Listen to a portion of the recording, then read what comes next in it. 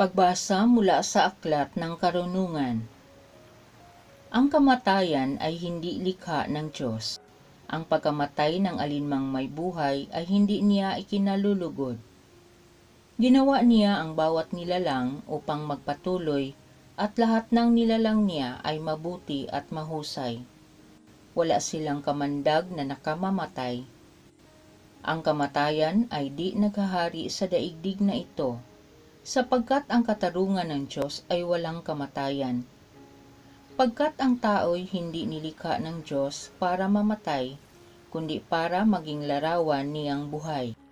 Ngunit dahil sa pakana ng dyablo, nakapasok ang kamatayan, at ito ang kahihinatnan ng mga napailalim sa Kanya. Ang salita ng Diyos. Poong sa akin ay nagligtas, ang dangal mo'y aking galak. O Panginoon ko, sa iyong ginawa, kita'y pinupuri at ako'y iniligtas, kaya ang kaaway ay di na nakuhang matuwa at magalak. Mula sa libingang daigdig ng patay, hinango mo ako at muling binuhay. Ako nakasama nilang napabaon sa kailaliman. Poong sa akin ay nagligtas, ang dangal mo'y aking galak. Purihin ang poon, siya ay awitan ng lahat ng tapat na mga hinirang. Iyong gunitain ang mga ginawa ng Diyos na banal. Ang kanyang ginawa ay alalahanin at pasalamatan. Hindi nagtatagal yaong kanyang galit, at ang kabutihan niya'y walang wakas. Ang abang may hapis at tigmak sa luha sa buong magdamag, sa bukang liwayway ay wala ng lungkot, kapalit ay galak. Poong sa akin ay nagligtas, ang dangal mo'y aking galak. Kaya't ako'y dinggin, ikaw ay mahabag sa akin o poon. Ako ay pakinggan, mahabag ka poon. Ako ay dinggin mo at iyong tulungan. Nadama ko'y galak ng iyong hubarin ang aking panluksa. Sa pasasalamat sa iyo o poon ay di magsasawa.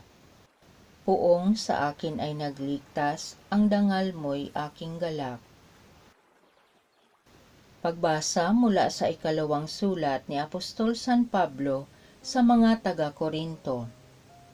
Mga kapatid, kayo'y tanyag sa pananampalataya, sa pagpapahayag, sa kaalaman, sa kasipagan at sa inyong pag-ibig sa amin.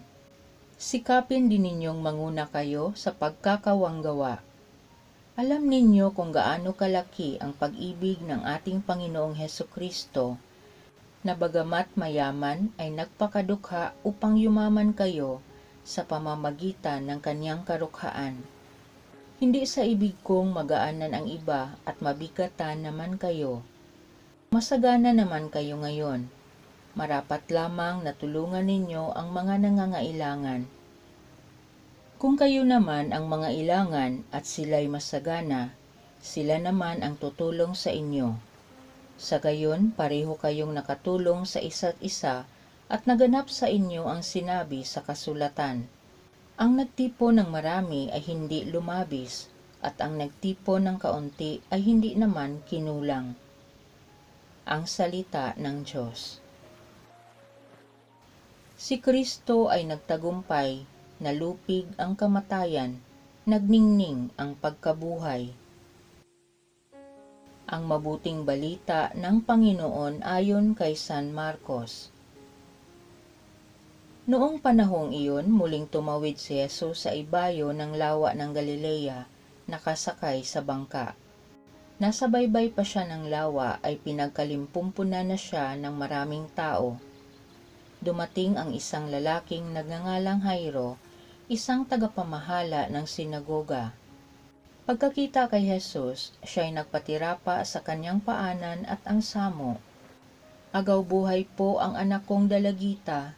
Kung maaari, sumama kayo sa akin at ipatong ninyo sa kanya ang inyong kamay upang siya'y gumaling at mabuhay.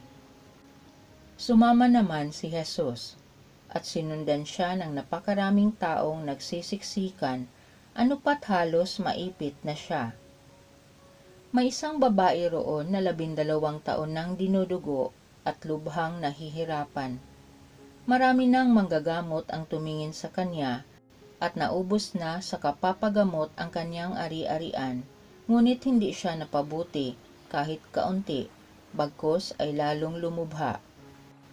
Narinig niya ang sinasabi ng mga tao tungkol kay Jesus, kaya't nakipagsiksikan siya hanggang sa makalapit sa likuran ni Jesus. At hinipo niya ang damit nito, sapagkat sinabi niya sa sarili, "Mahipo ko lang ang kanyang damit ay gagaling na ako." Biglang tumigil ang kanyang pagdudugo at naramdaman niyang magaling na siya.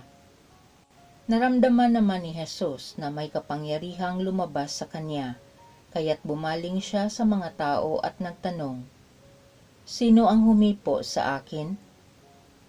Sumagot ang kanyang mga alagad, "Nakikita po ninyong nagsisiksikan ang napakaraming tao.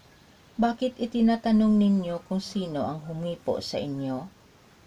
Subalit patuloy na luminga-linga si Jesus, hinahanap ang humipo sa kanya.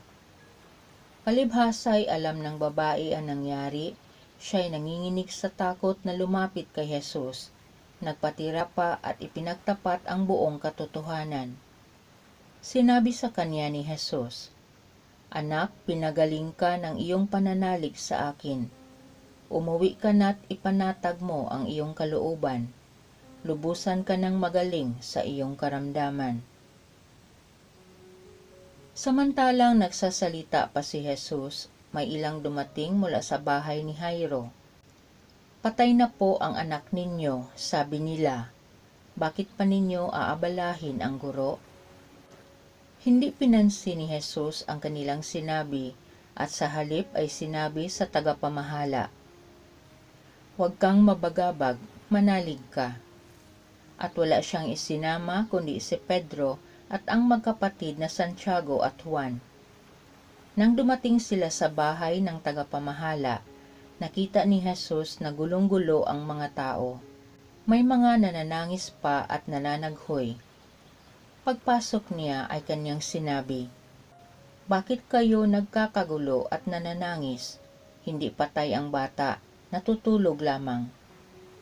Ngunit pinagtawanan siya ng mga tao. Pinalabas niya ang lahat, maliban sa ama't ina ng bata at sa 3 alagad. Hinawakan niya ito sa kamay at sinabi, "Talita kumi," na ang ibig sabihin ay, "Ining, sinasabi ko sa iyo, magbangon ka." Pagdakay bumangon ang bata at lumakad. Siya'y 12 taon na, at namangha ang lahat. Mahigpit na ipinagbili ni Jesus na huwag ipaalam ito kanino man at iniutos niyang bigyan ng pagkain ang bata. Ang mabuting balita ng Panginoon.